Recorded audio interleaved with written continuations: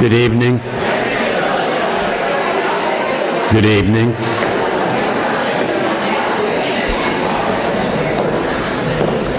Ooh, only 2 times. That's a new world indoor record. Thank you. Welcome to the College of Physicians. I'm George Woolreich. I'm the president and the CEO. You are, as you know, in the home of the oldest professional society in the United States. 2 very important announcements, probably the most important. Most of you are carrying one of these. Please turn it off. We find that even if you put it on vibrate, it makes quite a noise.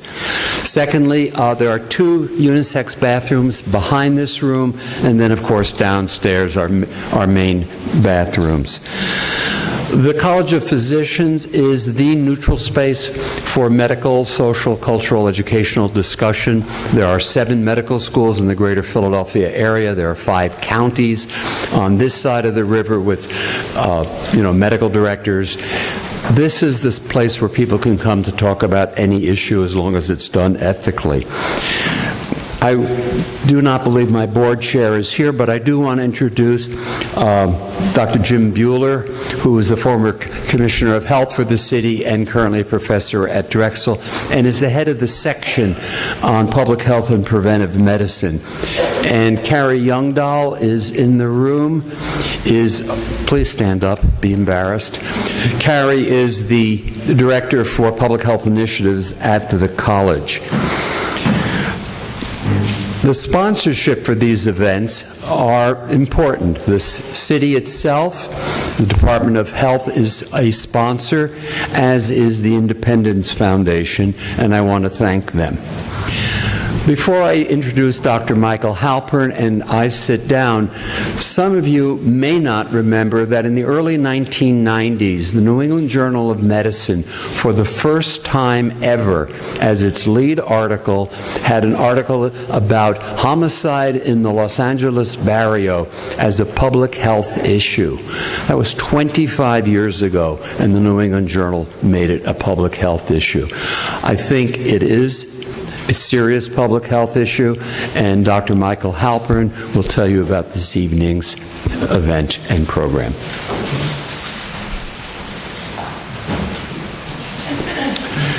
Thank you, George. Good evening, welcome, and thank you for coming to the Philadelphia Public Health Grand Rounds, Gun Violence in Philadelphia, Actions and Solutions. I'm Michael Halpern. I'm a faculty member at the Temple University College of Public Health and a member of the Executive Committee of the College of Physicians section on Public Health and Preventive Medicine. The purpose of the Philadelphia Public Health Grand Rounds is to address important public health issues in the Philadelphia region, to involve local speakers from multiple disciplines and perspectives, and to generate new ideas and collaborations and overall strengthen the public health community. We'd like to thank the co-sponsors, which includes the College of Physicians of Philadelphia and the Philadelphia Department of Public Health, and also acknowledge the Independence Foundation, and I'd like to thank my colleague Kristen Rexing, who was very helpful in terms of developing this program. Following the grand round, please participate in a question and answer session so that there won't be questions after each presentation. We'll save the questions till the end when all speakers will be up on the dais. We'll have a microphone, and please at the end line up to ask questions. There are also evaluation forms. I believe they're outside in the hallway, so please complete the evaluation forms. Please also consider joining the section on public health and preventive medicine. You don't need to be a member of the College of Physicians to join the section. You don't need to be a physician to join the section. It's open to all. Also, stay for the reception afterwards.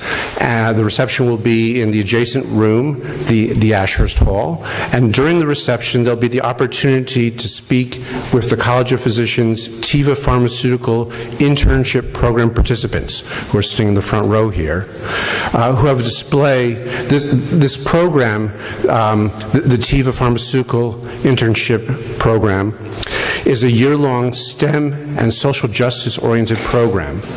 The interns are Philadelphia high school students who have been directly affected by violence and want to make a difference in their community. Please also hold the date for the next Public Health Grand Rounds. That'll be on Wednesday, May 16th at 5:30 p.m., same room, on obesity and its prevention in Philadelphia. I hope that you'll attend that as well. So it's my pleasure to introduce the moderator for tonight's Public Health Grand Rounds, Dr. Joel Fein. Dr. Fein is Professor of Pediatrics and Emergency Medicine at the Perelman School of Medicine at the University of Pennsylvania and co-director of the Children's Hospital of Philadelphia Violence Prevention Initiative. Thank you, Dr. Fein.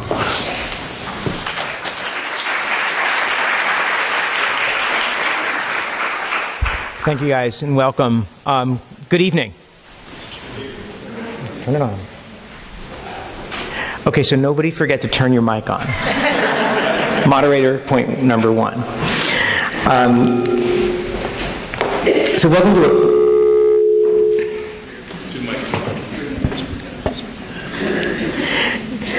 Wouldn't believe that I'm actually in a band and I know how to work a microphone.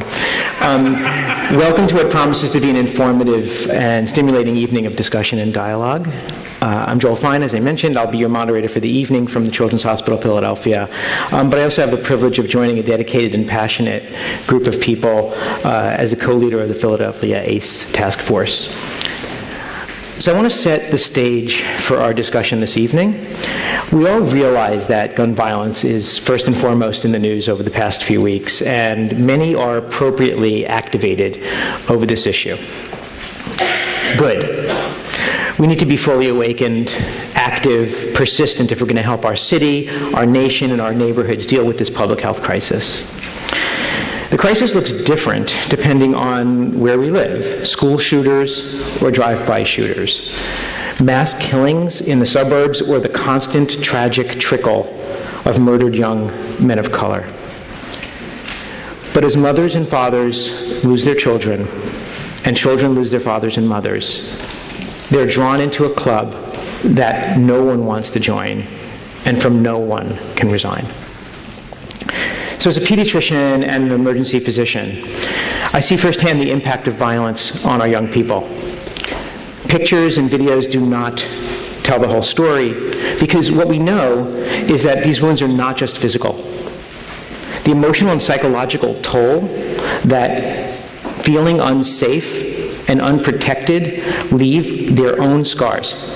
And so childhood development is completely ruptured by not feeling safe and feeling unprotected.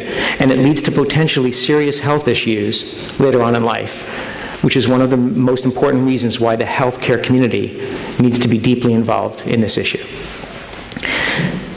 But youth is our precious commodities, as we say. Anyone who's worked in medicine and pediatrics knows that parents will do pretty much anything to keep their kids safe and healthy. They're worth every resource that we have and all of the unconditional love that we can give them. But they have the right to feel safe. They have the right to feel safe in their schools, their homes, their streets, and their stores. We're talking about our future workforce, our friends, our neighbors, our colleagues, and we need to protect their childhood so that they're prepared to launch into a productive and successful adulthood. And so as recent events have demonstrated, we can't underestimate the power of youth to lead us in the right direction, give them the space and the voice to do so.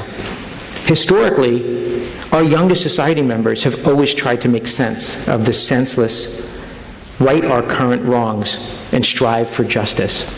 So we here, and many of whom are in positions of power and privilege, must model for them this authentic dialogue and problem solving, while still giving them the space to fill this role themselves.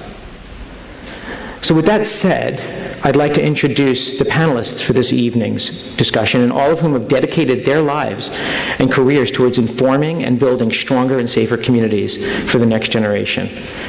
I want you to recognize that this is just the beginning of the dialogue and not a do-it-yourself video that you can fix the problem just by watching YouTube. Okay? Although many of us have been here working in this field for decades, and we know that there's no simple answer. So simple answers are what I call easy to digest, but they have no nutritional value. And I think as we listen to our presenters and enter into the conversation, we really need to honor the complexity of the issue. We need to think about multiple solutions at multiple levels. And we have to work with individuals, families, agencies, neighborhoods, and policymakers to make this happen. So today, we'll hear from Raynard, Washington, Shira, Goodman, Shondell, Revell, and Rob Reed. I'm going to read you a little bit. Their bios are in the program, and I'm not sure if you want me to read their bios, but I can. They don't want, they're all nodding their head no. You just want to hear from them. Okay, so just read their bios, but I'm very, very proud to be moderating this session with them, and I'm hoping to be up here again answering your, or picking out those questions and hearing what you have to say as well. So, Raynard, would you be happy to turn on your microphone and come up here and work with us? Yep.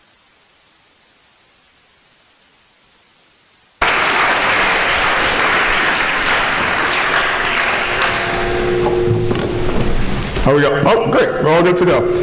Well, good evening, everybody. Really excited to be here today and looking forward to a very thought-provoking conversation about gun violence here in Philadelphia. So the title of my talk is just an overview of firearm-related injury and deaths here in Philadelphia. And much of what I'm going to try to do is just set the baseline for folks in the room about sort of the current state and trends as it relates to firearm-related injuries and deaths here in the city, using the data that we have available to us, and would love to hear other folks' ideas about sort of other sources and resources we could use in the future. So to get started, overall, the number of firearm homicides in Philadelphia has declined. The highest annual number that we've seen in the last couple of decades occurred in 2006, and it was 417 deaths in that year. And that corresponded to a rate of about 25 deaths per 100,000 people. Preliminary estimates from Vital Statistics as well as from the medical examiner's office do suggest that we are starting to see a little bit of uptick in the more recent years, in the last few years, with there being an estimated 335 deaths in 2017. If we looked at how Philadelphia compared to other major cities in the U.S., we would actually see that Philadelphia, the homicide rate in Philadelphia is higher than any other large city, and these are cities with a population of more than 1 million people. And interesting enough, the homicide rate here in Philadelphia has historically been higher than most other large cities, and it's about 4 times higher, 3.5 times higher than a national average. This trend line kind of gives you a sense of what I was just suggesting, where the top green line shows you sort of how Philadelphia compares to all the other major large cities, and these gray lines at the bottom represent the cities that you see listed here on this bar chart. If we look at how we just compare in the state, and from 2014 to 2016, Philadelphia also, as you might imagine, had the highest rate compared to homicide rate compared to any other county in the state. The only county who had a homicide rate anywhere close to ours was Allegheny County, and it was actually half that of Philadelphia. So the homicide rate in Philadelphia during those 3 years was around 14, and Allegheny County was around 7.5. And as you can see from much of our Commonwealth, there are not a sufficient number of homicides to even calculate a rate, meaning that not a lot of them occur. So mostly around the metropolitan centers, Pittsburgh and Philadelphia is where you see most of the homicides occurring. If we were to look specifically at sort of the modality used in the homicide, you would see that the majority of the homicides in Philadelphia actually involve a firearm. So about 82% involve a firearm. The other 18% can involve a variety of modalities. It could be physical assault, it could be a stabbing, I think is the second highest cause. It could also be arson or other types of ways to end life. But in general, firearms are the primary source of homicides in Philadelphia, and that has always been the case in general. So you can see it's overwhelmingly. In 2017, the preliminary estimates are about 273 of the 335 deaths involved a firearm. So it gives you an overall picture of sort of where we are in terms of homicides here in Philadelphia. And then from the period of 2003 to 2017, there were 5,000 lives lost as a result of homicide. So if we look at sort of what the victims of these homicides look like, and this is subsetted down just to those that involve a firearm, so not all individuals that were involved in a homicide. Overwhelmingly, the majority of the individuals, as already been suggested, are young men of color, particularly African-American men of color. Age range is 20 to 24, but the 15 to 34 age range is also sort of broadly impacted. And to give you a sense of sort of how that looks in Philadelphia, homicides really rank as the around the 11th leading cause of death. It sort of changes places with pneumonia pretty often.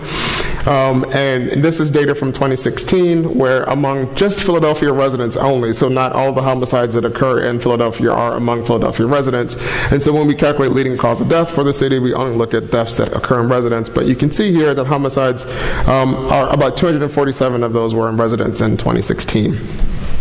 And to make the case that this is really sort of to understand how the homicides really impact the demographics I just described, of all the deaths that occur in the city, about 2% of them are related to homicides, particularly firearm homicides.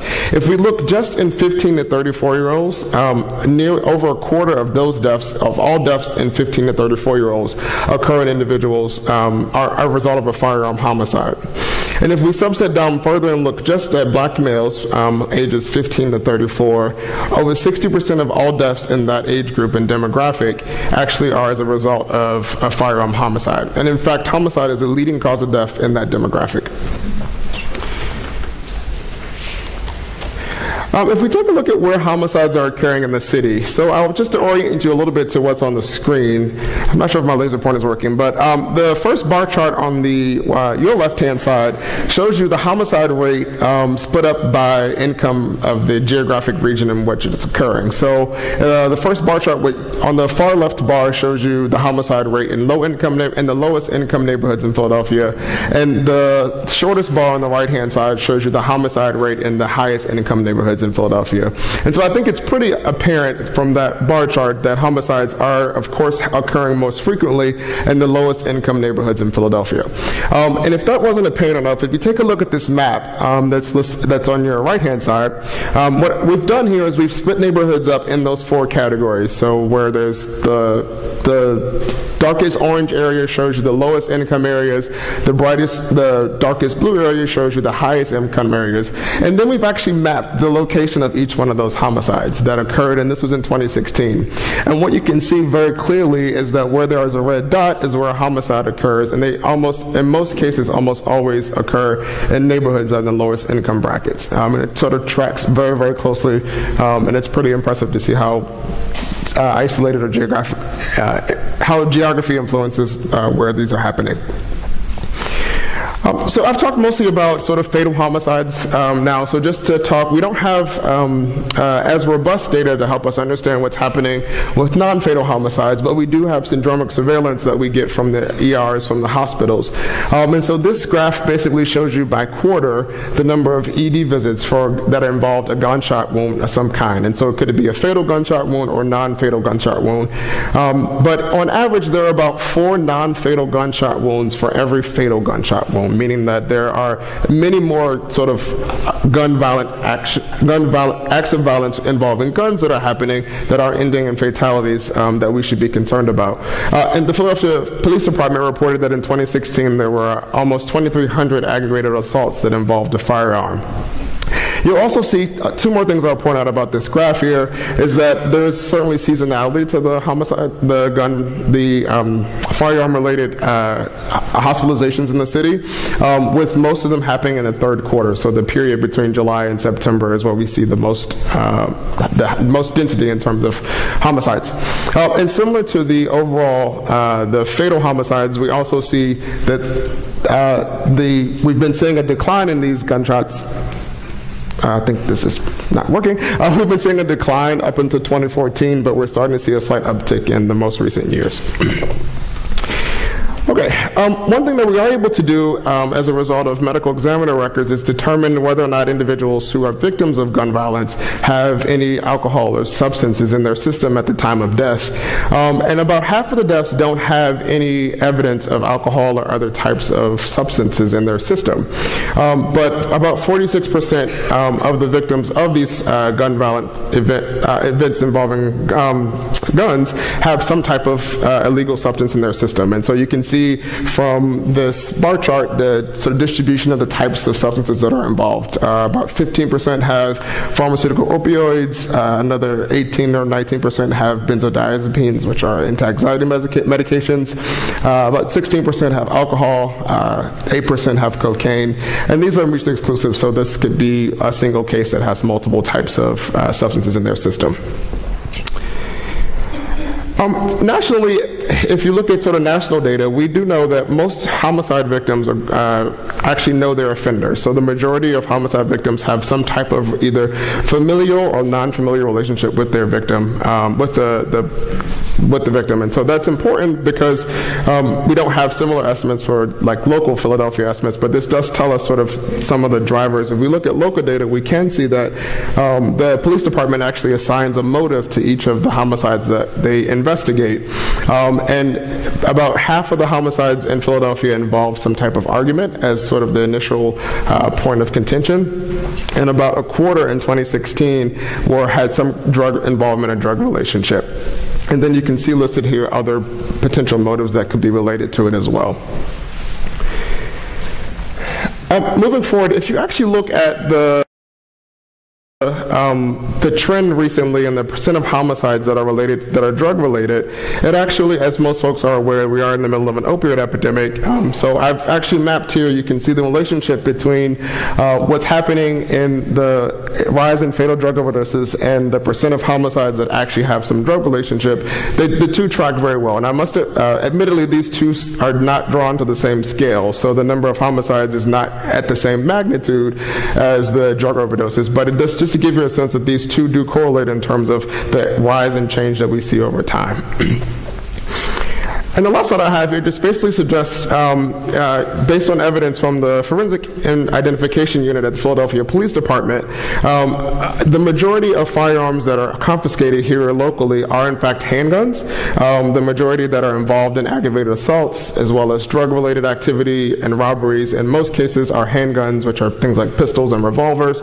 A smaller percentage are shotguns, rifles, and a very, very small percentage are automatic firearms. And that's all I have.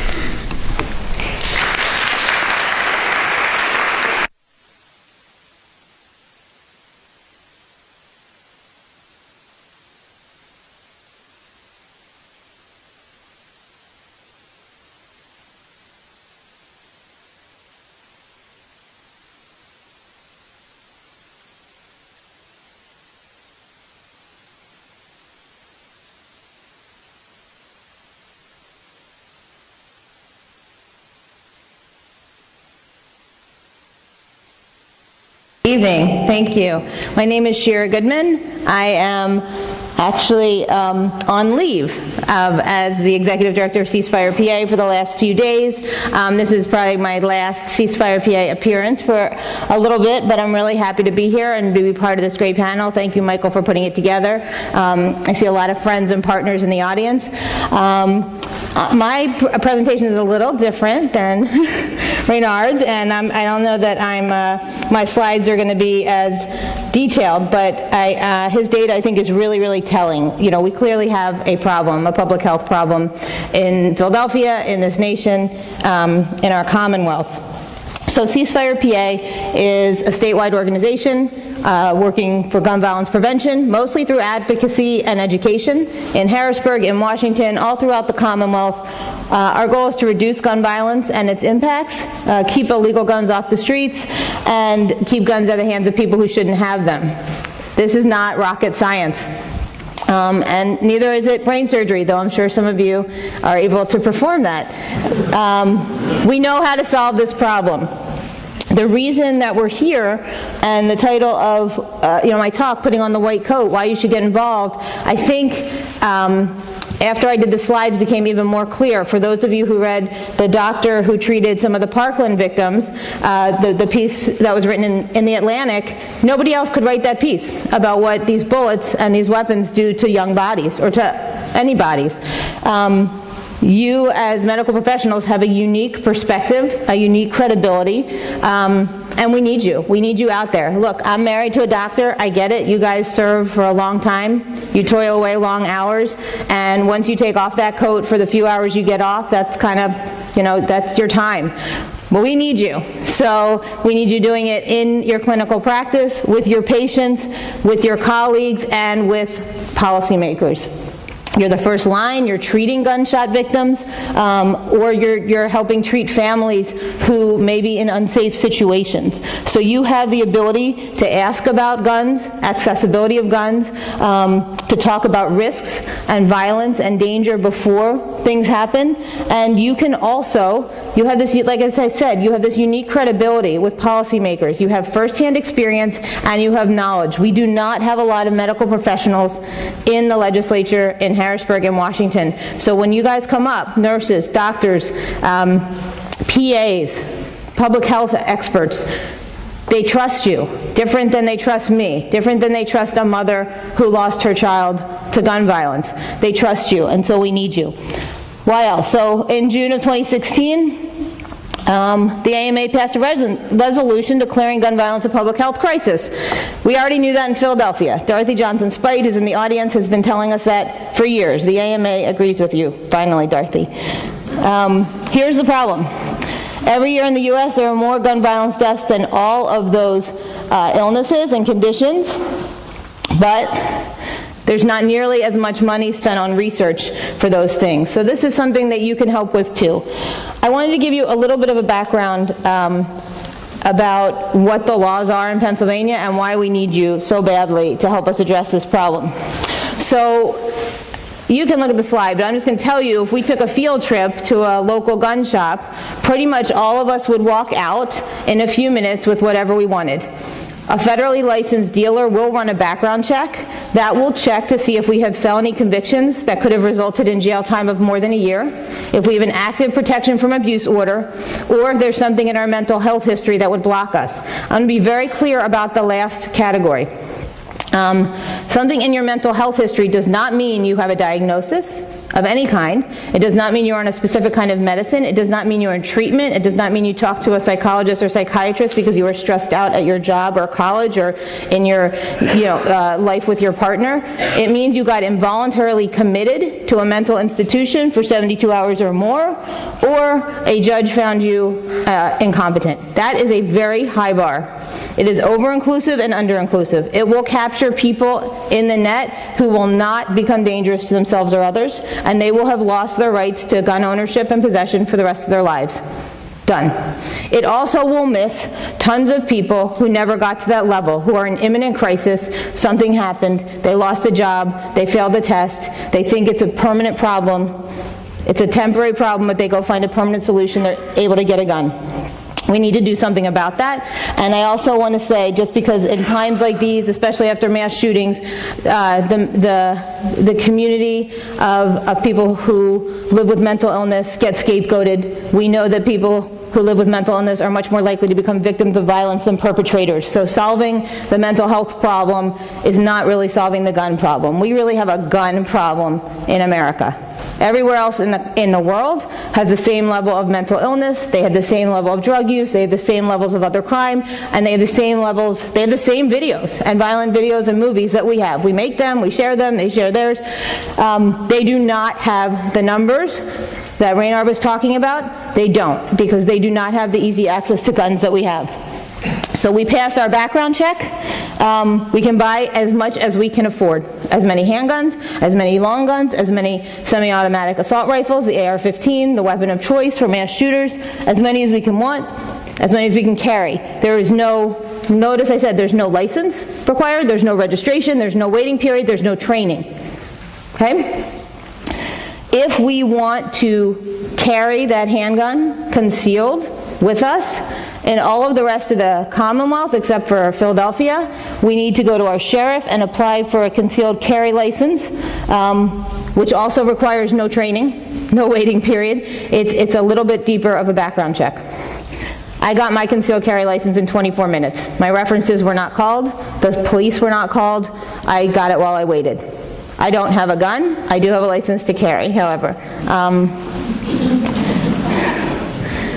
In Philadelphia, if you want to carry your gun outside of your house or place of business at all, you need, even if you want to carry it openly on your hip, you need a license to carry. So when people say there was an unregistered gun, that doesn't really mean anything in Pennsylvania. It just means they didn't have a license to carry. They were illegally carrying it in a concealed manner. We don't register our guns. There's no list of who has what guns in Pennsylvania. There is no such list in the country. So you could think, when somebody is ordered to surrender their guns because they have a protection from abuse order, how would you know what guns they have and if they've done it? The answer is you don't, unless the person who filed the protection from abuse order knows what they have and gave an inventory to the sheriff. In the rest of the state, except for Philadelphia, if you don't have that license to carry but you want to carry your gun openly, you can strap your rifle across your chest, you can wear it on your hip openly, nothing required. We are an open carry state except in this city. So it's a pretty robust right to have a firearm in the state. It's pretty easy to get. And we talked about the gun store, but if you would like to buy something from a private dealer who is not in the regular business of selling guns, and that is not defined, you can do that. You can buy a handgun from a private seller, and you're going to have to get a background check. If you want to buy a long gun, shotgun, rifle, semi-automatic rifle, in a private sale, you can do that. No background check, no ID, no paperwork required. Now that probably happened because in 1994, when our background check systems were going into place, we also had a ban on the sale, possession, and transfer of semi-automatic weapons. That expired in 2004. We also didn't have a robust internet of sales. And so we have these loopholes. And as Raynard said, most gun crimes, most homicides and crimes are committed with handguns. They're cheap, they're small, they're easy to hide. But we know that those semi-automatic rifles are the weapons of choice for mass shooters. They're weapons of choice against our police officers. They have no real purpose except to kill a lot of people quickly. So they're not like your regular hunting rifles, though those hunting rifles are the ones found in the home that often are used in abusive situations when domestic violence turns deadly. So we think we have some loopholes in the laws here. Also, should you lose that gun that we just bought, you don't have to report it. You don't have to report it missing. The state legislature in Harrisburg failed to pass that law in 2008. Cities across the Commonwealth, including Philadelphia, Pittsburgh, York, Jenkintown, little cities, big cities, passed their own resolution saying, you should report that gun when it's missing. And to quote Charles Ramsey, he used to say, report the damn thing. It's helpful to us. Well, the NRA didn't like that. They passed a law that said any city who passes any law of its own can be sued by us. And so now in many places, except for Philadelphia and Pittsburgh and Harrisburg and Lancaster, you don't even have to report your gun missing if it's missing. The problem is those guns, they end up at crime scenes quite a bit. And when they come back to me and say, Shira, how did your gun end up at that crime scene? You know, I lost it. It was stolen. And if my guns turn up at crime scenes quite a bit, it might mean that I'm trafficking, or I'm buying illegally, or I'm doing straw purchasing, which means I'm using my clean record to buy for somebody else, and there's nothing the police can do about it because I wasn't required to report it. So we have some weird laws. And I want to just bring up that last April, the state Senate actually passed a bill that would allow school districts to let certain teachers, cafeteria workers, guidance counselors be armed in the classroom. We pushed really hard against that. We had a series of videos, we did a lot of lobbying, and we were able to keep the margin of passage very low so that if it should pass the House, the governor will veto it and we can protect it. But this is what they're talking about. We're talking about putting guns in schools, suing our cities, eliminating our state background check system. We are not talking about solving any of the loopholes, closing the loopholes, solving the problems we talked about. So we could talk about comprehensive background checks, close that long gun loophole. We could have lost or stolen reporting. We could limit magazine capacity. That's something that does save lives in these cases. We could talk about a gun violence restraining order. California, Connecticut, a few other states have done this. It allows somebody who knows that their family member is in imminent crisis to go petition a court to get a temporary order to put somebody on a no-buy list and to take guns away during that period of crisis. It's not a lifetime ban. Not surprisingly, since Parkland, we've been getting a lot of calls about this from both sides of the aisle. This is something we've been pushing for 4 years, but now all of a sudden there's 8 similar bills being introduced into the legislature. We need you guys up there. We need you talking about this. People, I think Raynard's slides are really illustrative. So Philadelphia, Pittsburgh, and the big cities suffer. The middle of the state, not as much, though they probably have a suicide problem. And means matter, just like he showed how many, what percentage of our homicides are firearms. Our suicides have a very large percentage are by firearms, and when people attempt suicides with firearms, they are much more likely to complete the attempt. So we need to deal with that, and we need to make sure that people in other parts of the state understand the problems. That's where you guys come in. You can do this. You can be an advocate in the office. Talk to your patients. You ask about, if you're a pediatrician, you ask about, is there a smoker in the house? Do you have fire alarms? Is there a pool? Ask about guns. And then what do you do after you ask about the guns? Are they locked? Do the kids know where they are? Because I'll tell you something, the kids always know where they are. You need to have that ongoing conversation. We've been working with some of the med students at Jeff Stars on advocacy training, teaching them about that, and they've helped us develop a toolkit for docs and medical professionals to talk about with their patients. What's the next step after the patient says, yes, I have a gun in the home? And talk about storage. Is there somebody at risk at that time? Maybe the gun should be temporarily removed. Talk about it with your colleagues. Everybody's talking about this now, but talk about what can you do? How can we help it for our patients? How can we help the city? And to talk to policy makers. We really need you. This is again, is it locked and loaded? But you can write. You can write like that doctor did in the Atlantic. What do you see? What do you know? You know the data, you know the stats, but you also know the real stories. The little boy that you saw die on the table, the young man who you saved but who's going to be in a wheelchair for the rest of their life, the person who witnessed that and who is suffering trauma.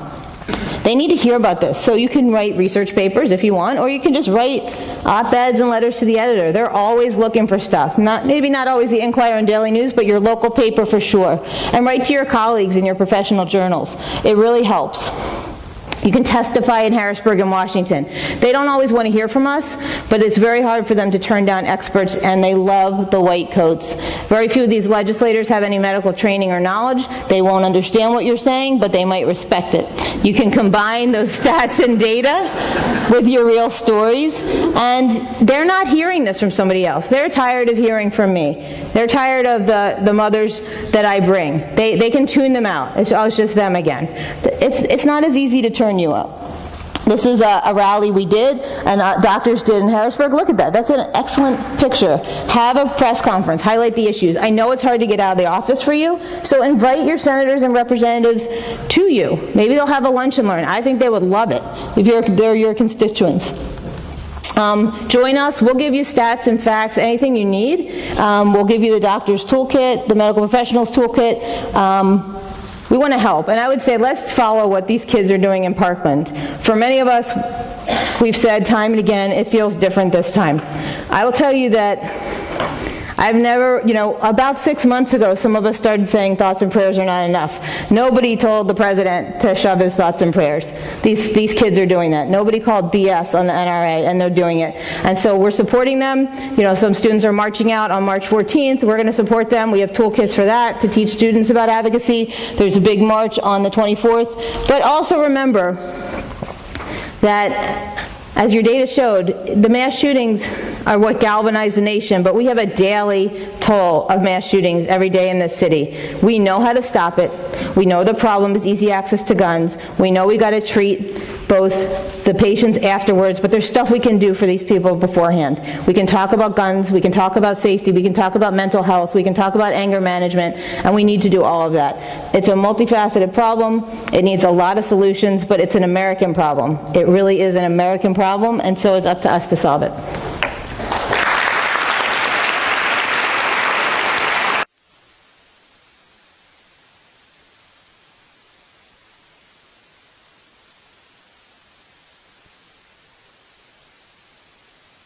Testing, testing, testing. Can everybody hear me? All right.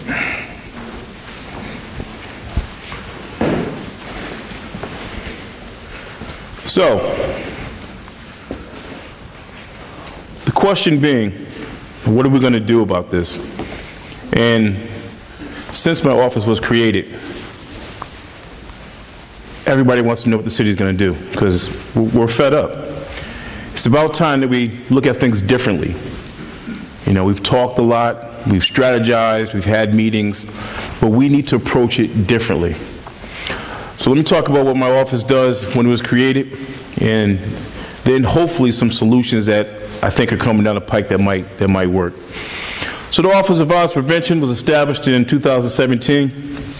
It strives to aid in the citywide reduction of violent crimes. We're working to make people more aware of violence. We are trying to identify alternatives, not the regular alternatives. We're looking at community-based stuff. We're trying to get people involved. Responding early, which is real important. When things happen, we kind of need to be there. Strengthening communities, working towards a culture of peace. We're providing leadership and aid in development, growth, and overall assessment of violent prevention programs throughout the city. And as I kind of talk about what we're doing, you understand more. 6 strategies: community mobilization, prevention, intervention aftercare, enforcement, reentry, management, and compliance. That last one kind of being some of the reasons we're in this situation. You know, we developed a lot of programs, we spent a lot of money, and we're spending a lot of money. But if you don't manage it and make sure it's in compliance, the situation is going to continue. Community mobilization. So what we do, we plan to unite the neighborhoods and the residents, community-based organizations, law enforcement to promote peace and ensure public safety. What does that mean? One of the staple programs in Philadelphia that's been around since 1999 is YVRP, Youth Violence Reduction Partnership.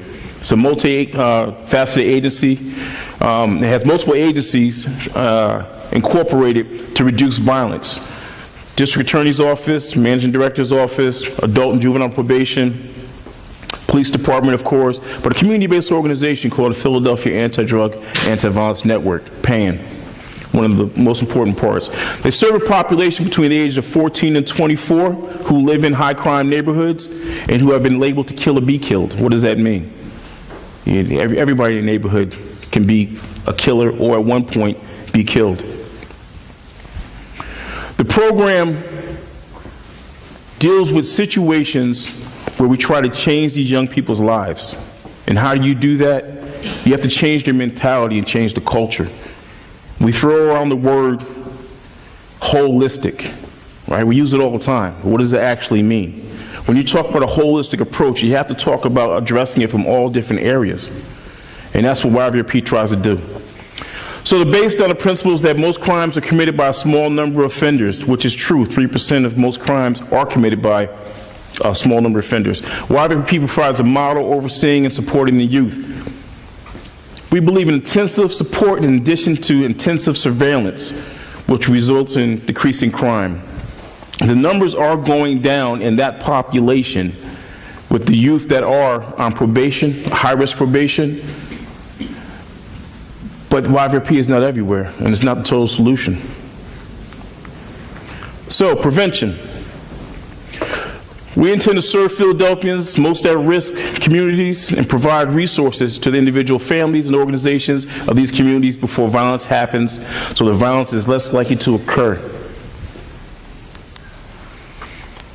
One of the things that we're trying to develop is called a grants program or a technical support program.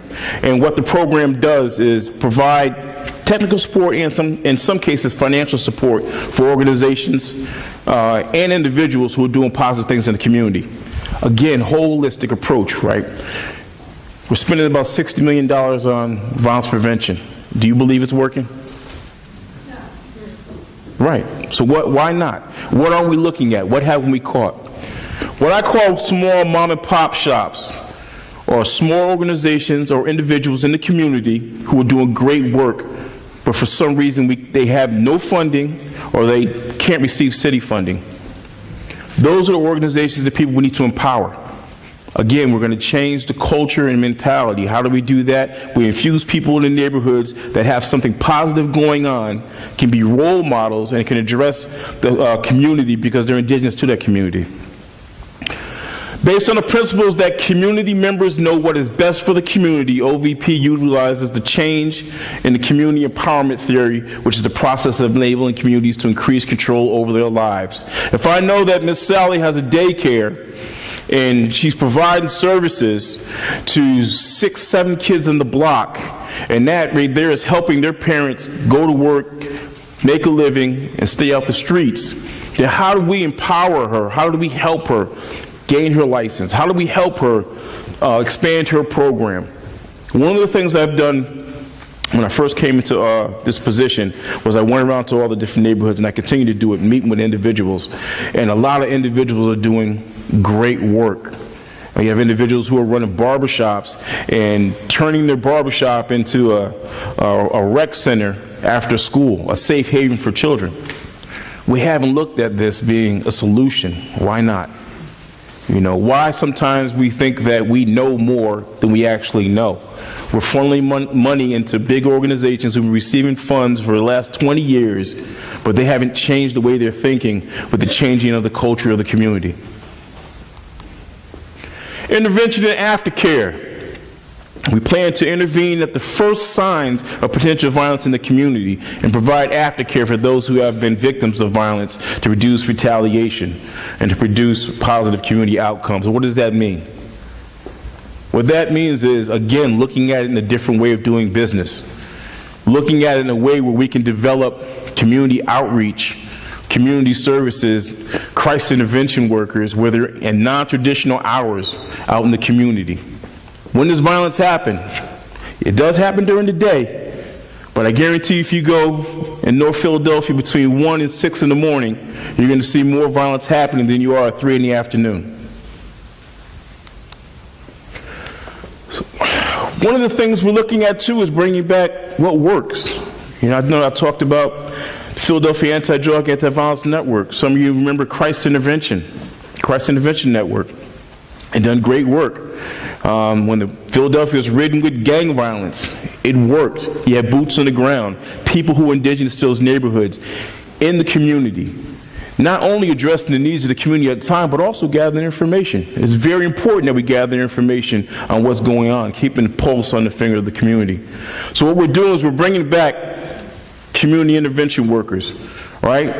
The model intends to use credible messengers, people who are indigenous in those neighborhoods, right, as somewhat violence interrupters. The most violent neighborhoods will be targeted to foster dominion relationships, meaning they're going to build relationships with people there so they can thwart any kind of violence that's coming down. Most of the violence in Philadelphia that we looked at, the statistics are very high, but it's because of simple arguments. An argument turns into social media threats, turns into somebody getting shoot or stabbed. So if we're there when the argument starts, then hopefully we can stop the argument from progressing to some act of violence. So this credible messengers approach is the methodology of restorative justice. The community investment philosophy approach taps into existing sources of influence within the community, meaning we're going to tap into the businesses and the small mom and pop shops within the community to kind of help them help us. We're building trust, inspiring change from within. Communities are empowered to take care of their own. You don't hear about the old head anymore. You know, it's a word people threw around before I had my old head, you know, and he kind of talked to me. It's not that type of leadership. We're not seeing that type of leadership anymore. How do we bring that back? You know, so many times we get in positions and we forget that we have to get down to the basics. We have to talk on people's level for them to understand us. You know, we really have to bring it down sometimes to simplicity, you know, so people can understand that there is hope. I shouldn't be scared to walk out my door. What can I do about it? Enforcement, which is needed. You know, I have to say this, and you have to take it the way it is. Everybody can't be helped. Some people choose to commit crimes because that is what they want to do. So everybody can't be helped. We can't take a blanket approach saying that we're going to help everybody and they're going to take our help and change their lives. Some people who are on the track to commit crime are on that track, and they will continue to be on that track, so enforcement is an important part of it. But also this, in enforcement, you have to look at not only what the police department brings to the table, but also the perception too. I was in a high school, or a middle school the other day, talking to some youth, and real quick, and I asked everybody in the room, you know, the usual questions. How many of you all seen someone get shot and stabbed? Everybody raised their hand. How many of you seen some type of act of violence between family members? Most of the kids raised their hand. What do you think about the police? Oh, we can't stand them. Or we have issues with this, we have issues with that. I said, okay, how many of you in here have seen a police officer act in a way that is not according to how you believe people should act? How many of you have seen that? Nobody raised their hand. I'm going to say it again. How many of you have seen that? No one raised their hand. So the perception that the police are bad, that the system is bad, is stopping us from using the tools that we have. It is. So enforcement tends to utilize law enforcement efforts on the small percentage of people who commit violent crimes while ensuring public policy. Let's talk about focused deterrence. It's a program in South Philadelphia. The motto from David Kennedy, but it has a Philadelphia twist to it. I like to say it has the carrot and it has the stick. So it's dealing with individuals, or focuses on group members who are motivated gun violence in Philadelphia. So the group becomes the focus of increased law enforcement attention when any members of the group commits any shooting or homicide, along with increased supportive services for those they identify in the group who want to change and remain crime-free. What does that mean? If you have a group of individuals you know who are committing a lot of crimes, you focus on that group and you identify yourself, and you not only say that if this act of crime, if this act of violence is committed, we're going to focus on you, but the carrot side of it is we're going to also give you services to help you get out of that situation. We can lock people up, it's not going to change their mentality. It's not going to help the community. But if you can help them get out of the situation and make better decisions, then I think that right there will change people. And it has worked. And it has worked. One of the things that we haven't focused on as much, and I'm going to say it here, is that the support services side of it has been lacking. You know, and we're starting to build that back up again. You need more carrots sometimes, you need stick. You know, and realizing that and putting more efforts into that support services side, I think is going to strengthen the model. Reentry. What do we plan on doing reentry? Everybody wants to focus on it sometimes, but I don't know if we're focusing in the right direction. But my office plans on assisting those who have committed crimes successfully integrate back into the community. What does that look like? Credible messengers, we talked about that, right? People who have either crossed the line, played with the line, or have made mistakes that want to change their lives. How do we infuse them back into the mainstream society or the community in a positive way? Working with the Mayor's Office of Reentry Services, Philadelphia Prisons, and citywide workforce development initiatives. By strengthening these, we'll give people coming out of incarceration more options, which is important. The family dynamics has changed. When you have one individual who goes into prison, that affects not only that family, but it affects the community as well.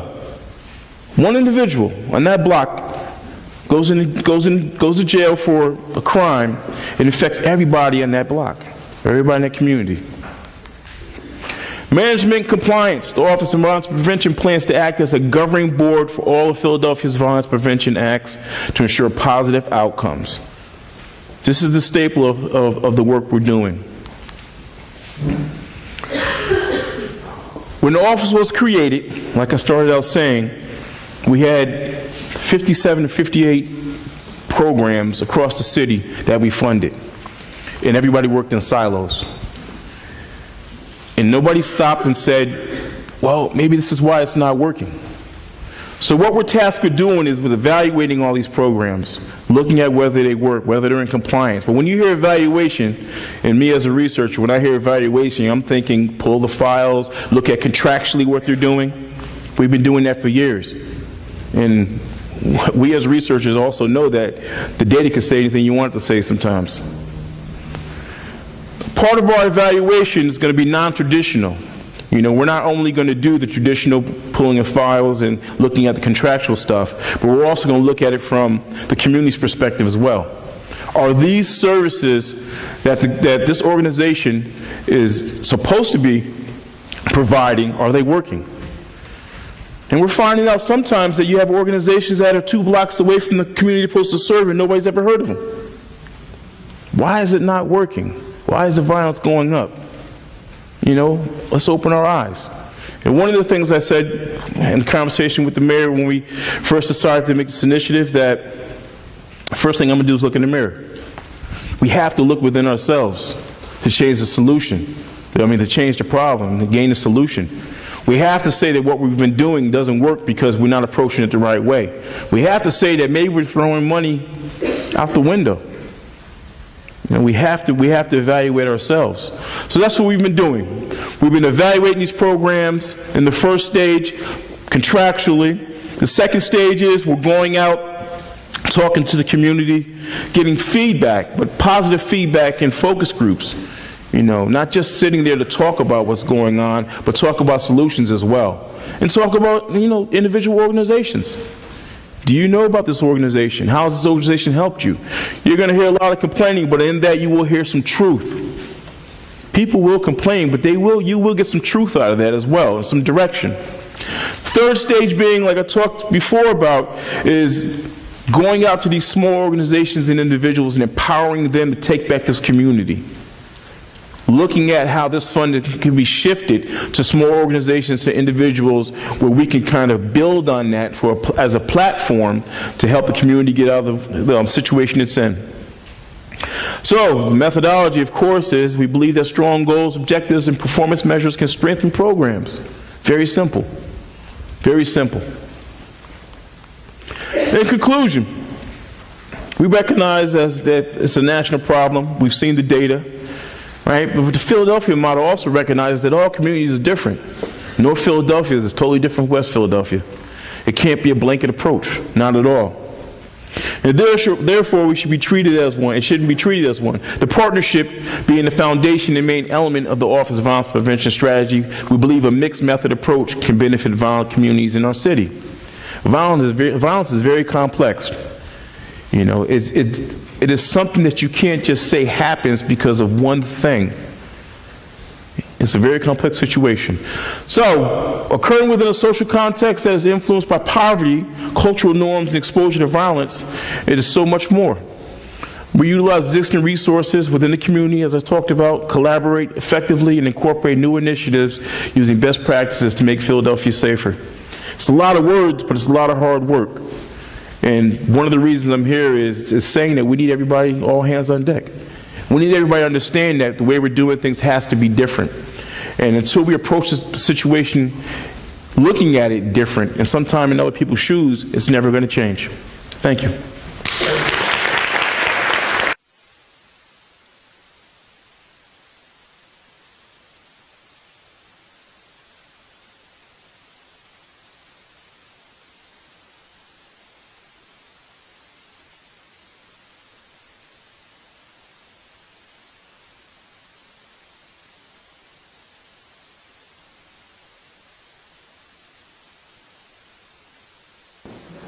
Still no. Testing, testing. What's that?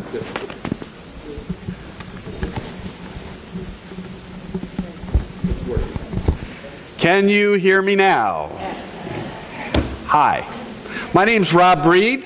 I am with the Pennsylvania Office of the Attorney General. But, and you can find out a little bit about me by looking through your brochure. Let me ask you this. How many of you are in the medical profession or behavioral health profession? By show of hands. That's a lot. How many people are in law enforcement? 1. Okay. How many people are in other government service? Few. And how many people do a public service? Okay. How many people in academics, public servicey stuff? Okay, good. So now I know something about you, and let me just say this.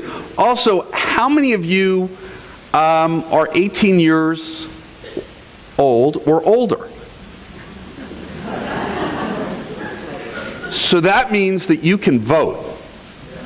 Okay, that's good. And one last question, because this is going to be relevant in a minute. How many of you were alive in 2001? Okay, beautiful. So now I know all of you. So let me just say this, that I am, oh, and by the way, how many people have ever served as a federal prosecutor? Okay, so I want you to know I was appointed as an assistant United States attorney when President Carter was in office. So that means that we have a lot in common, or nothing in common. So I have a slightly different orientation towards this, but actually I really agree with everything that's been said. And I will say that I have seen a lot in my 35, 30, whatever, a lot of years. You're the mathematicians. And a lot of it is just incredibly sad. I mean, I have to say the scale has tipped so far to this extremely mindless reverence for objects such as guns and firearms, and rather than the basic respect for human beings, that we have really, I think, lost our minds as a culture and as a country. Let me ask you another question, because I like to ask questions. That's what prosecutors do. And also I go last because I'm able to, this is my rebuttal. I took all these notes sitting next to Michael. Let me ask you this, does anyone know what happened on October 1st, 2017? That was when a whole bunch of people got gunned down in Las Vegas. How soon we forget. 58 people were murdered, 546 people were shot. And again, I don't have the statistics on how many of those people were actually suffered, you know, the sorts of wounds that are, well, emotionally they're going to have that for the rest of their lives, but in terms of how many are paraplegic, how many people can't function, can't go back to work, will never be the same again. So what's November 5th, 2017 mean to anyone? Okay, so the answer is there was a shooting at the First Baptist Church down in Texas. Remember that? That was another calamity, horrendous mass shooting. 26 people were killed. A gunman went into a church and tried to kill everybody. He killed a bunch of people, including an 18-month-old and a 77-year-old, and a whole bunch of other people, another 24 other people. So the problem is just not a Philadelphia problem. We know that. We saw the statistics. And so I'm going to show you two slides here, which I think say so much. The reason I asked you how many people were born essentially at 9/11 is it seems like everybody in this room has. So this is a map of Philadelphia that really just is crime stats. But these are homicides from 2001, from January 1st, 2001 through December 31st, 2016. And all that black stuff that you see there, those are human beings who are no longer with us. They are people who have died, and they have been killed in homicides in Philadelphia. And that number is 4,940. Raynard gave slightly different statistics. I went on the Philadelphia Police Department website today. It said 317 people were killed in 2017, but he says 3,335. I will just tell you that if you take his number and you add that to that number, we have lost 5,318 people to gun violence in the city of Philadelphia since 9/11. Let me repeat that. 5,318 human beings are no longer here because of gun violence and other violence in this city. It's staggering. And the next slide is even more troubling, because you heard that there's about 4 people shot for every person who is killed. Well, I will just tell you that this slide tells you that there were 23,151 human beings. Kind of like this. We have about 200 people. Divide that into 23,000. What's that? 200 times, something like that. You get to 23,151. That's a lot of people who were shot. And then if you add the people who were shot in 2017 and up to the present, you know, you're talking about, about 24,500 people. I'm killing you, I'm literally killing you with statistics here, because we hear these numbers and we forget that there's a human being. You know who does it well? Dorothy Johnson-Spite is here. She is the head of an organization called Mothers in Charge. I didn't know she was going to be here tonight.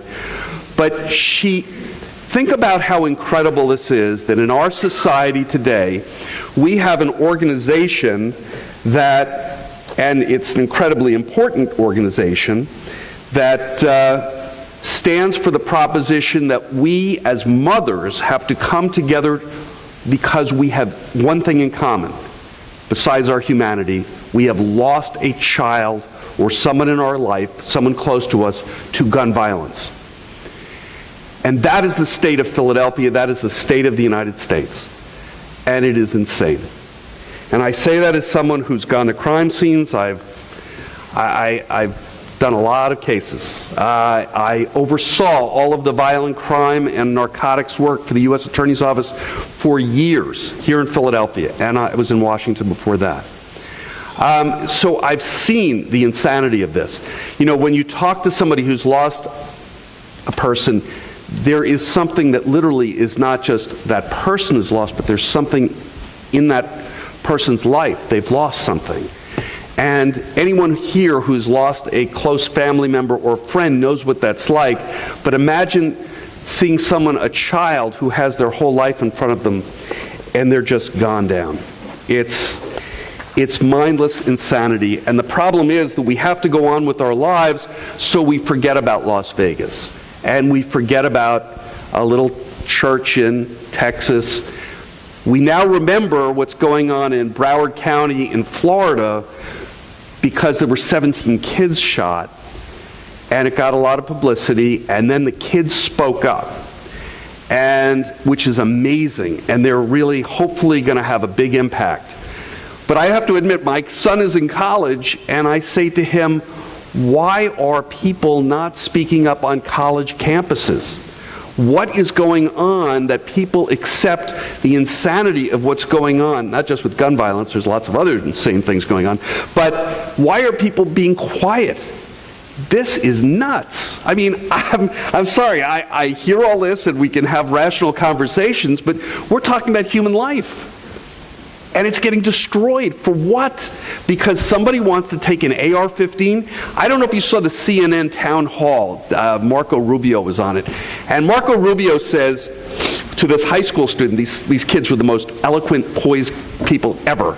And so this little kid, he's probably 17, 18 years old, he's talking 3 feet from Marco Rubio, and he says to him, why don't you support this legislation?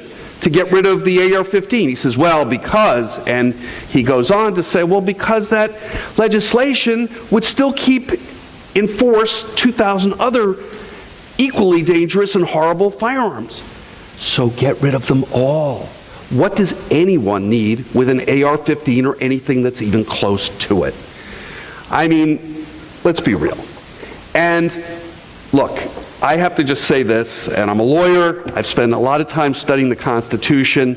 The Constitution was intended to endure for ages. That is right out of a Supreme Court opinion. By the way, this has nothing to do with the rest of my presentation, but I'm feeling like I got to say this. But it was intended to endure for ages. We're talking about muskets in 1787 and 1789 when we came up with the Second Amendment. They are not talking about AR-15s. Frankly, they're not talking about semi-automatic firearms. Ronald Reagan was shot and almost killed with a .32 caliber handgun, which is a relatively small bullet. But he did kill a Secret Service agent. He wounded Mr. Brady, his press secretary, with a .32 caliber. These AR-15s and some of the other ammunition out there is intended to kill you, not to wound you, not to kill a deer. It is intended to kill a human being. And we have to be real about it. We have to stand up to it, and we have to say, this is bullshit. And we've got to stop it, and stop it now. So the reality...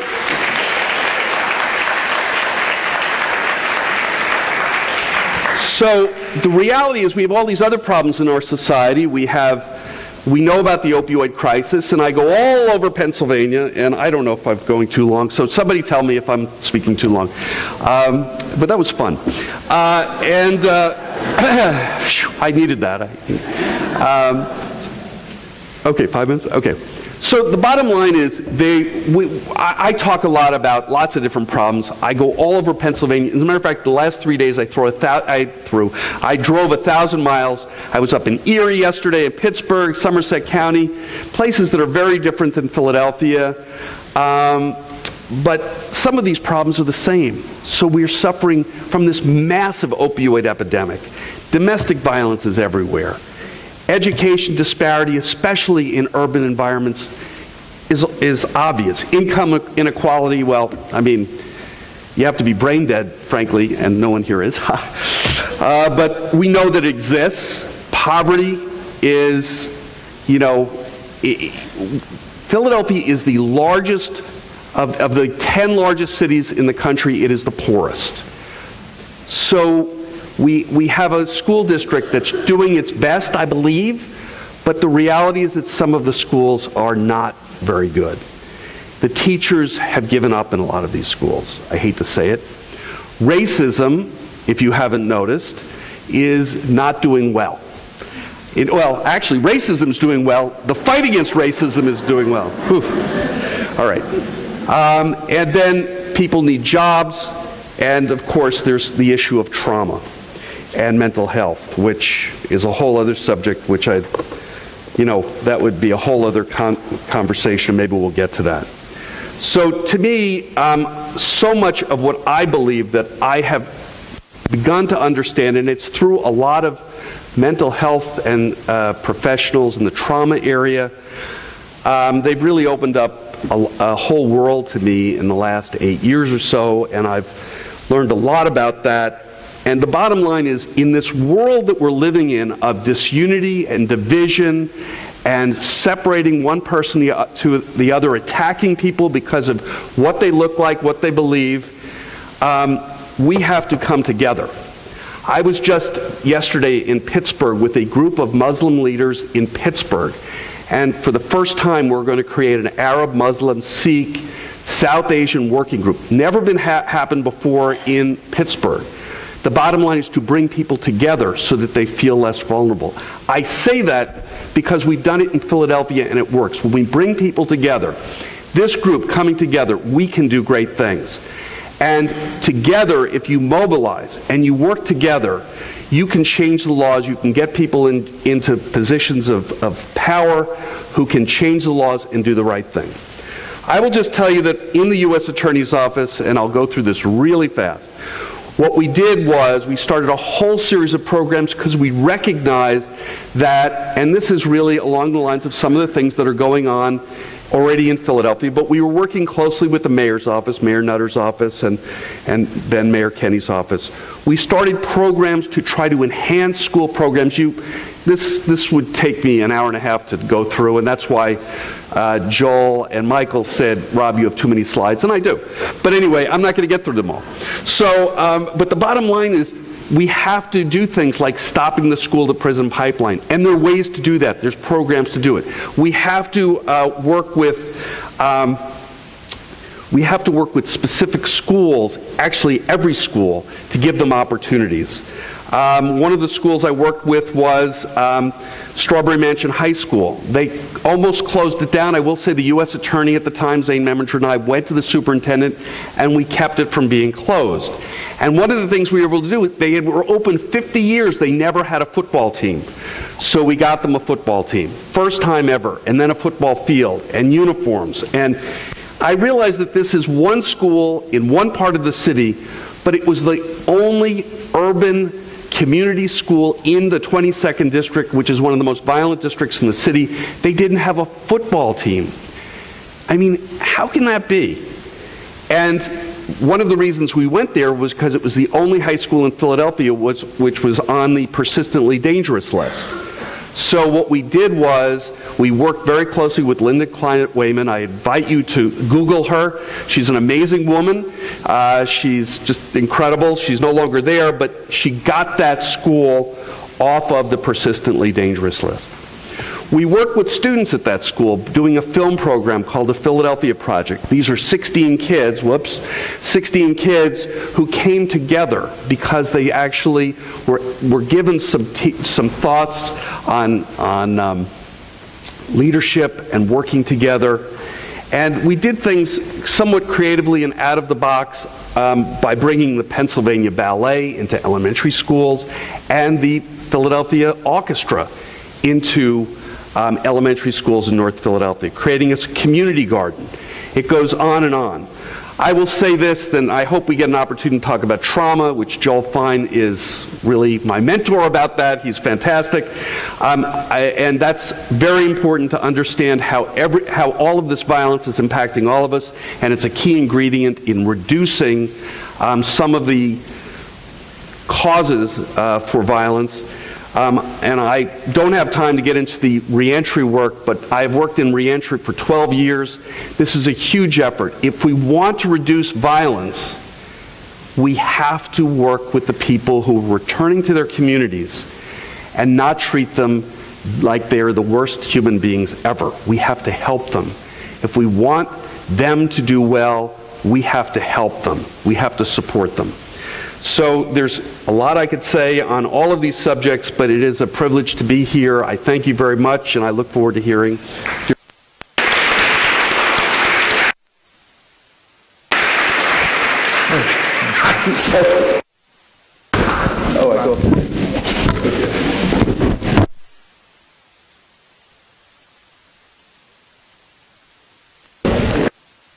You heard her drop the mic. Rob just did. Well, we now invite you to ask questions, and there is going to be a microphone for you to do that so that you can come to the front. Please tell us who you are, and if you want your affiliation in any way that you want to state your affiliation. And then what we're hoping to do is to make sure these are actually questions, because I think that I think chances are that your question will be something that a lot of other people would have had, and they just had the courage to get up here. So I want to start by inviting you to come up and ask a question. Anybody. It is not hard to do. And come on up and we'll have a line. Apparently your time's up. Oh, that's me. I was trying to keep time. Attorney General's office. Joel Fein? Okay. Please. Okay, good evening. My name is Renee McDonald. I'm a member of Mothers in Charge, which you've heard several of the organizations speak of. Thank you, Shira. And also, thank you, Attorney Reed. First and foremost, I'd like to just thank you, Attorney Reed, for all that you do. Mothers in Charge is an organization of women, mothers, sisters, grandmothers, and aunts who've lost loved ones as a result of violence in the city. We try to stop the violence, lower the number of violent acts through advocacy and awareness. And one of the things that we do is we work with women in the prison. We have Thinking for a Change program in the prison, which we've been doing for like the last 8 years, and we also incorporated Women Working for a Change, which is a program extended to help women once they come home, re-entry. And we are knocking down doors, trying to get funding and trying to get money to do this.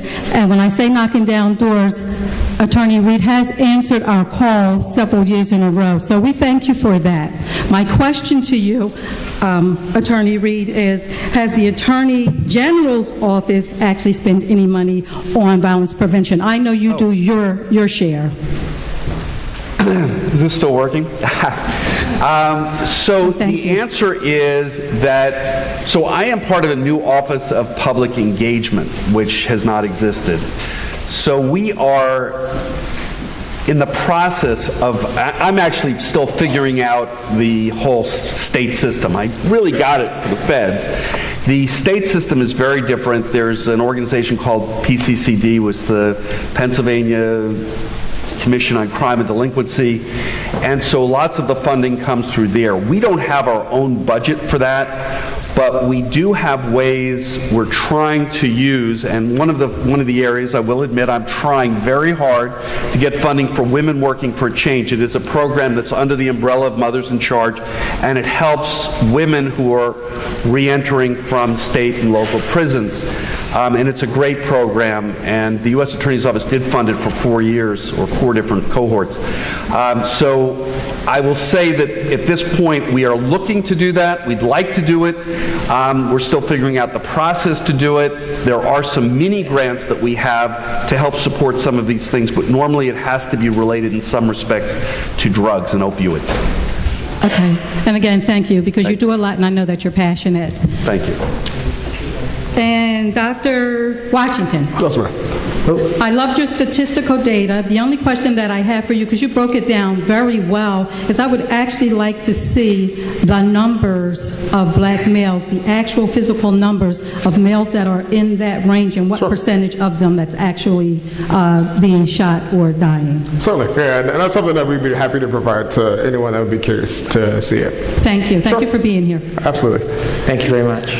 And since I am talking, I will tell everyone that every year the Health Department does produce a vital statistics report. It's a really comprehensive report that's about 250 pages, but it does in fact tell you for every homicide sort of it aggregates it by race, ethnicity, as well as gender, so you can see across age groups the exact count.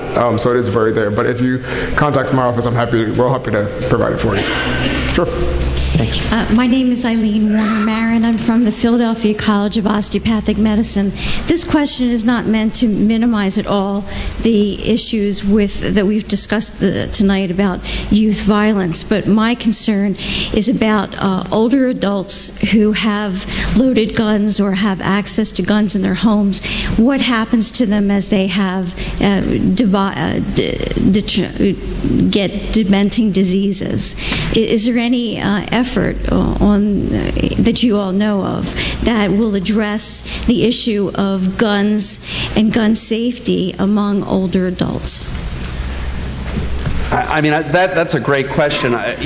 One of the issues, and I know we have experts on suicide, but I think that the older you get, the more apt I believe you are to use a firearm, especially for males. And so the question is, though, the laws that protect gun ownership are so rigid and strong, powerful, that it's very difficult to take someone's guns away at all.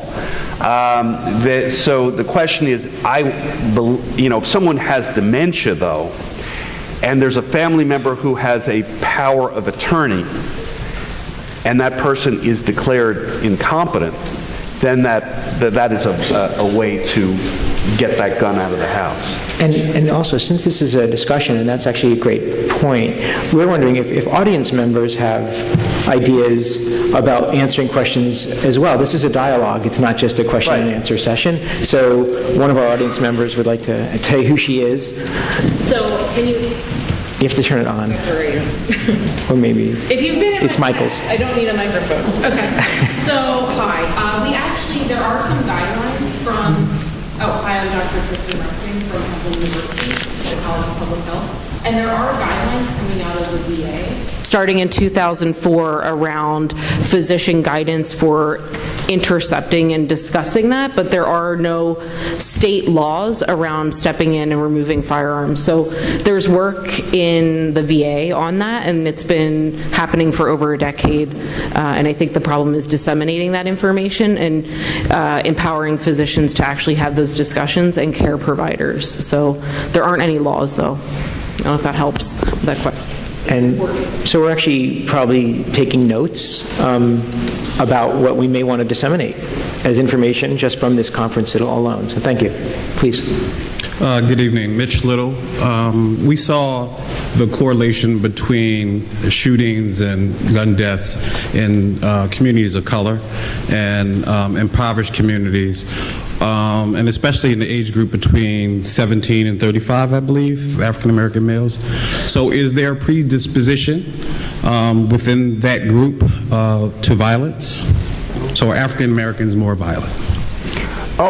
So I personally am not sort of equipped to speak to sort of an adequate measure of sort of predisposition to violence.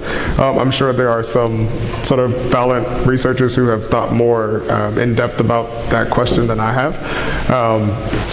But I think based on the evidence in terms of involvement in, we also look at violent acts that occur in the city that are non-fatal.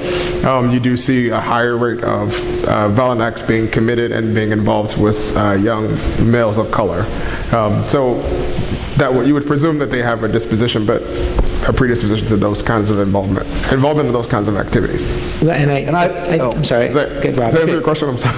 Yeah. Sure. And I would say no, because I think this gets into that issue of trauma that I know Dr. Fein will speak about in a moment. But the bottom line is, if you are living in a community, and if you remember those maps I showed, and you saw the thickness, again, if you have every year either heard about, witnessed, or know someone who's died, you're living in a poor community, you may be suffering from some lack of nutrition, maybe there's some issues of domestic violence, who knows what's going on in that particular community. Your whole, and this is what I've learned through people like Joel, is that your whole brain development changes, and if you're exposed to certain what are called adverse childhood experiences, the probability that you're going to experience a shorter life and certain physiological changes will occur, but also brain changes. And I'm not an expert in any respect, I'm not, but my understanding is, and actually I thought it was important that they saw most of the 49% of the deaths or homicides were due to arguments. Again, I have heard that statistic for a long time, but I think that may be in part because, and tell me if I'm jumping too far, making too many jumps, but there is something called hyperarousal. If here we're fairly calm, other than me, we're pretty calm. But if you're suffering or you've experienced this tremendous amount of stress over periods of years, you may be actually living up here where all sorts of adrenaline is going all the time. It's not healthy. So somebody comes up to you and speaks to you in the wrong tone, the wrong way, looks at you the wrong way, you may react in an inappropriate way or pick out a gun and shoot somebody. I'm not saying that that's it. I'm just saying that I just believe that we have a city here where in lots of the communities that we see ourselves, especially the ones you saw on that map, there's so much violence, and it goes on and on and on, and that's just the shootings. What about the robberies and the burglaries and the drugs and all of this other stuff that's going in some of these same communities? It is not a healthy place. And because of that, I believe that people are really armored up, so to speak, to try to protect themselves. So I don't think that you can say that a particular group of people has a greater propensity for anything. I just believe if you put anybody in an environment like that, they are going to act differently than if they were living in the suburbs in some peaceful area with no crime. Thank you. So I just wanted to make sure that we did have that discussion, and we just did not look at the data without having that discussion. Right. And it's really important to understand. Thank you so much for bringing that up. I think someone from the audience wants to comment about this particular question. Oh. I'm a social worker in the city, and we're referring to her kids that first childhood experience. Did I say that? And in Philadelphia, there's the Philadelphia ACP Task Force, which is an amazing program that anyone can participate in and trainings for anybody in the community about trauma-informed work with families. So it's a great resource to see online what we're talking about. That's okay. Thank you for the task force plug. Hi, good evening. My name is Mayeli Kamara. I want to apologize in advance. I had a hard time forming my question, so in case it may not make sense, but hopefully you understand it. I actually grew up in Paterson, New Jersey, which is an urban city in northern New Jersey. Lots of high crime rates, lots of gun violence. And growing up in Paterson, I noticed like a huge problem there. There weren't a lot of support when it came to after-school programs, just things for the youth to do to keep them away from the wrong crowd. So a lot of the kids I actually went to middle school with, I graduated high school with, did end up getting involved in gang violence. A lot of articles I read about gun crimes in my city, these are kids that I was in third grade classroom with. And I just want to know, what is the Department of Public Health doing to implement more programs that can keep kids off the street or getting involved in the wrong crowds? Because I personally think that's something that would help when it comes to gun violence, because when I was in high school, I was involved in a program where I was able to go to after school every day, Monday through Friday, and being involved in a program like that, I think me and my peers benefited from it because it kept us off the streets. So I just want to know, what is the city doing to implement more programs to keep the youth off the street, because I think that's really beneficial. Sure, yeah, actually, someone from the audience wants to speak. I think Dr. Thomas Farley, who's the Commissioner of Public Health, to answer that question, because I think he may have the most information on it. Yes, certainly. Kids in poor neighborhoods don't have enough activities in their lives. Kids in wealthy neighborhoods are often over-programmed.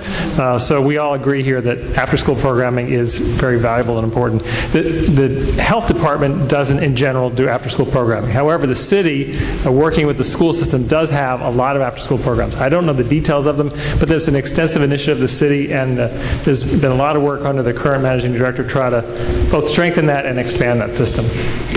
And I told Raynard I told Raynard that I would be him, because we look alike. And I think that he spoke to the multifaceted approach that the city would be taking through the Office of Violence Prevention. So it's not looking at violence prevention as just gun removal, or removing the bad people from the good people, which of course is the most ridiculous approach to gun violence, right? So I think he would speak to that as well. So thank you for that. Yeah. That question. I would just add, one of the things we were able to work with the Police Athletic League has a number of different schools or locations where kids from around the city can go to. And that serves a whole bunch of different purposes. We just were able to open one up in the Strawberry Mansion community. It's a huge undertaking to renovate a gym, but it was done. So this is a whole community that now has access to this. And I agree with you. If kids have opportunities to play sports, go play basketball, they can do their homework in a safe place. And they also, the added benefit is also they're interacting with the police every day in a completely nice way, where police officers are kind. I'm not saying they're not always kind, but I'm just saying that this is an environment that engenders the kind of relationship which really will last for a lifetime.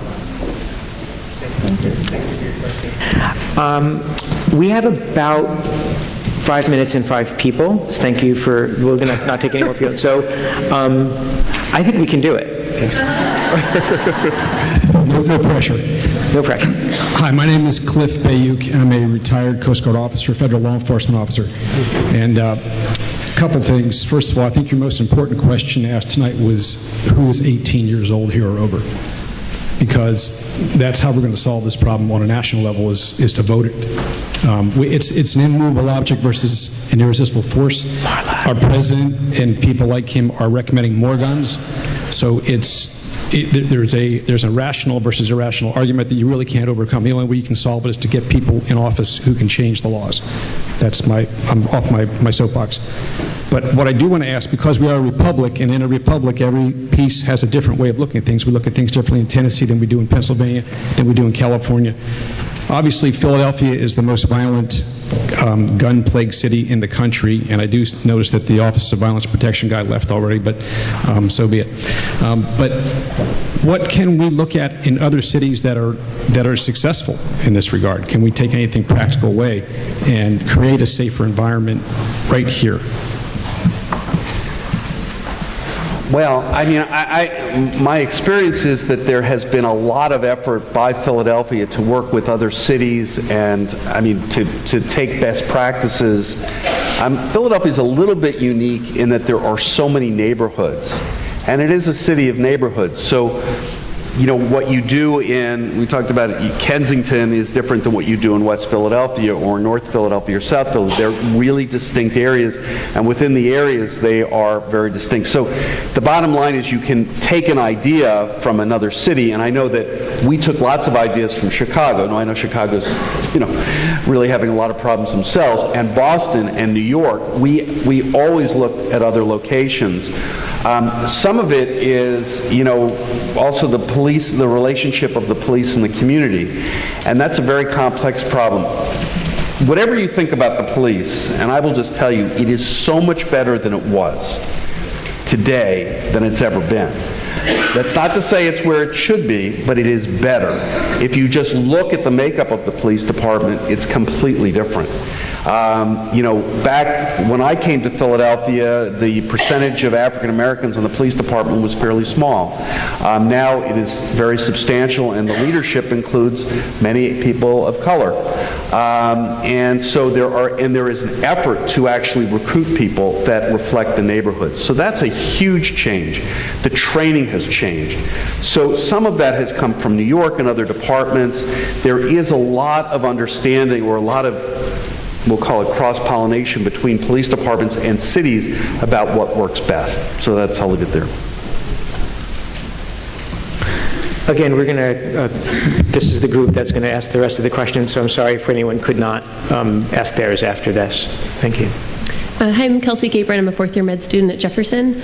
I was wondering, so I know you said the solutions to this will be innovative and multiple, and I agree with that, but it's important to learn from history as well. So on your slide with the timeline of kind of increasing and decreasing homicides and gunshot wounds, do we know what are the reasons that it increased, and maybe more importantly, what are the reasons it was able to decrease in the past?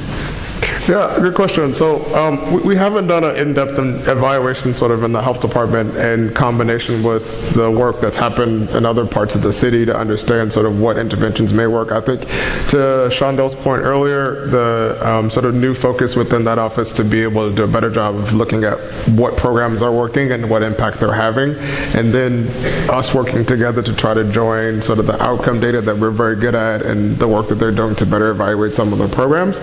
In the long run, might be able to have a better sense of what's happening and look sort of to see where those improvements were happening and what worked in those areas. But I don't have a clear answer now sort of as what caused that decline. Yeah, by the way, the decline in crime, you said 417 was the number in 2006, which was a huge spike in that year. But if you go back to 1990, it was over 500 deaths. So, and there were over 2,000 people shot. So if you start from, let's say, 1989, 1990, the crack epidemic, the height of the crack epidemic, to where we are today, you can say there's been a huge decrease of at least a third, but still it's totally unacceptable. Thank you. Hi, my name is Sarah Cease, and previously I completed a year of service with City Year at Frankfurt High School, and now I'm currently a career advisor for the Pathways to Justice Careers program. And I'd just like to respectfully disagree with some of the comments made about the current situations with police. I think there are great people out there, great police officers that are trying really hard to change the relationships with youth. I actually brought a student with me today, and I asked her to share something that she went through and something I hear from, I worked at Frankfurt with high school students, I heard every day. They don't have good relationships with police officers. Janae said I could share her story. She was a little nervous, and from my shaky voice, I'm really nervous too. But her experience with a police officer was her getting ripped out of bed with a gun to her face, and they were looking for her brother. And constantly, those are stories that I'm told. There was another student that wanted to share, but she couldn't make it because she works. I just have heard countless stories of that, and I want to know actually, I had a question for the audience real quick, and then I'll get to my other question. If you guys can play along for a second. How many of you in this room feel completely comfortable calling the police for help? Whether you saw something, you all feel comfortable, well, a large majority feel comfortable calling the police.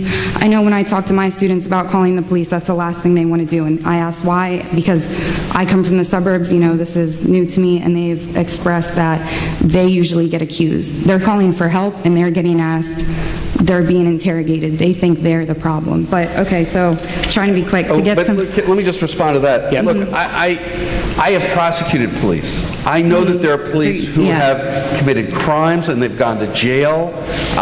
There are police who have, stolen drugs. They've ripped off people, and I hear the stories. There are police out there who do not treat the people they're serving with respect. Yeah, and so I get it. So my point back to the gun violence also is, how do we, they think a lot of the time that the way they solve their issues or fights is by protecting themselves because they don't have the police officers there to protect them. But my question was, what are actual programs that are being put in place to build relationships with police officers? I know that's what my program's doing, but and other than PAL, that's really all I've heard about. Maybe there's more. So that's a good question, and if you have till 8 tomorrow morning, I can help answer it. But I can give you my card and you can shoot me an email. Okay, but very briefly, don't shoot anything. Because that's true. We actually wrong choice of words. I apologize. We worked on this. So one of the things was there's I would say you start with police wellness. There's a lot of police who are on the police force who are, I won't use the word traumatized, but they want to do the job, but they really feel the community hates them. Now, some of it has nothing to do so much with what the police are doing, although that's not true for every police officer. The bottom line is that there is a historical feeling about the police in Philadelphia that people have a lot of anger, maybe rage, towards police and law enforcement. I get that. So what we did do was we did a pilot where we actually brought a mental health effort towards the police to work with them. And we found out that police actually suffer from PTSD. Some police do, or have other mental health issues where they're literally afraid to talk about it. That's the reason, by the way, a lot of police officers kill themselves. They have alcohol issues. They have other mental health issues, but they don't feel that they can talk about it because of, whatever, the stigma that's related to it. This is a complex question. We also work with the community in Strawberry Mansion trying to bring trauma-informed care there. These are really complex efforts that I can't say worked miraculously, but I think they were the beginnings of a process to try to bring the police and community, so that the bottom line is the community has to understand that the police have a difficult job, and the police have to understand what the community is experiencing so that they can come together and at least have a common ground to have a dialogue. That's the best I can say. Thank you. Dr. Chung. Hi, my name is Esther Chung, and I'm the director of Just Start, so thank you, Shira, for the shout out. And I'm also a mother and a pediatrician, and I care for a lot of Philadelphia's children who live in low-income school districts, school areas. And I'm wondering what I should say to my patients tomorrow when I see them. Particularly, I'm very concerned about ACEs and their impact on brain development and how that can manifest as behavior problems. And what I see every day in my practice is that children are suspended for the behavior problems.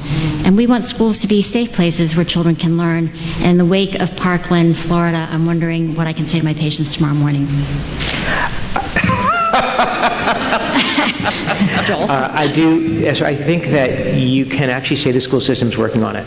I truly believe that they have established positions in the school system for integrating trauma-informed care into the monitoring and training of teachers, although it is a big undertaking. And I think that is at least at the first stage, there's a recognition that this is an issue. And I think that I'm hearing that they're developing programs and they're promoting programs that actually work on this. So people who know me say I'm an optimist, but I do hear really positive things coming out of that corner of our systems. So, and also a lot of bad stories. So it is what it is, but we are working, the city is working on that and really is working. And on the state level, I am trying to bring together people like Joel and others from around the state to create what we're going to call a Pennsylvania Trauma-Informed Care Network so that we can really make this this is all public health. I mean, I'm law enforcement, but this is all public health. People need to understand that we have an epidemic of gun violence, we have an epidemic of opioids, the suicides are going through the roof. I mean, the reality is there's reasons for it. And a lot of it has to do with behavioral health. And this is I went to urgent care yesterday. I mean, what do I know? But I'm a law enforcement guy. But I'm just telling you, from my point of view, based on my years of experience, people need to understand this so we can overcome the stigma so people can get help early. And that goes to the opioid crisis so that people won't deal with their issues by taking drugs or shooting up with heroin. They will actually go try to find somebody they can talk to and actually resolve their issues. I know that that's a really simplistic way of saying it, and that's probably, you can throw that away. But anyway, I do think that we have to do a much better job of educating all teachers, all law enforcement, and anyone who does any public service on ACEs and all of this behavioral health stuff. And guess what? There's an audience member who can actually provide an example of one of those programs. Sure. So in the last administration, Deputy Commissioner Bethel started a program at South Philadelphia. Stop moving it. Started a program piloted a program at South Philadelphia High. He had been an inspector in the Southern District, and he saw the problem of young people getting suspended for bringing a knife to cut a sandwich or something that happened in the neighborhood that they weren't really responsible for. And so he started a deferment program that really dealt with sort of a youth court style program that really dealt with the issue to reduce suspensions and these type of incidents showing up on the children's records. And so the number of suspensions dramatically reduced, as well as the sort of persistently dangerous schools as well. So Deputy Commissioner Bethel, he's a former Stoneleaf Fellow, and you can look up his work through the Stoneleaf Foundation. And he's at Drexel right now, and he also established a program where he was training police. He had specific groups of police that would only respond to the schools, and they were trauma trained, and they understood exactly how not to remove a child from a classroom when they were being called to do so. So that's exactly the kind of work that we see that makes me optimistic. So thank you, Esther. And I was on the phone with Kevin Bethel yesterday, and he and I are going to go around the state talking about all of these things you just talked about. Great. Well, you have the honor of being, sorry. I also wanted to thank you for filling the room and for hosting this event, so thanks a lot. Thanks. We have the honor of being the last person who's going to ask a question. Awesome. I'll be pretty quick. My name is Leanne. I'm a grad student in Arcadia and Masters of Public Health. First, I'd like to thank you guys for coming out. You're the youth, and you're amazing, and you're going to be the future for this, so thank you for that. I appreciate it. Also, thank you guys for coming out as well. I actually had a question for Temple College of Public Health and you guys as well. There's a lot of responsibility we put on physicians, and I think as we're going along, I worked as an orthopedic tech, and I also worked as a medical assistant. So I had a lot of experiences treating patients with gunshot wounds. And I found that a lot of times, because physicians are very busy with the amount of patients that they have, they don't really have a lot of time with the patient to discuss. So my question is, are any of your programs focusing on any allied health professionals who have more time to talk to patients and who also tend to be more open, where patients are more open to allied health professionals, such as medical assistants, orthopedic techs, front desk staff, all of that?